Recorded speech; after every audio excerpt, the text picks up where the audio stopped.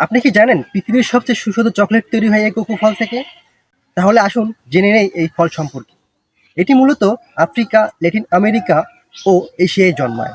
বাংলাদেশেও এর চাষ রয়েছে। 3 থেকে 4 বছর বয়সে গাছে ফল আসা শুরু হয়।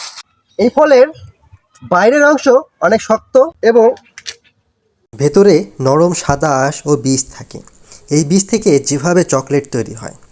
প্রথমে বীজ সংগ্রহ করব। বীজগুলি আবদ্ধ পাত্রে 1 থেকে 2 দিন রেখে দিব। এরপর রোদে শুকিয়ে নিব। বীজগুলি রোস্টিং করলে চকলেটের আসল স্বাদ চলে আসবে। তারপর গ্রাইন্ডিং মেশিনে গুঁড়া করব। সবশেষে দুধ, চিনি ও অন্যান্য উপাদান মিশিয়ে চকলেট তৈরি হয়। এতে অ্যান্টিঅক্সিডেন্ট রয়েছে যা হার্টের জন্য ভালো। এটি মানসিক চাপ কমায় এবং শরীরের এনার্জি বুস্ট করে। সারা বিশ্বে এই চকলেটের চাহিদা অনেক রয়েছে। আপনার প্রিয় চকলেটের নাম কি? কমেন্টে জানিয়ে দিন। ধন্যবাদ সবাইকে।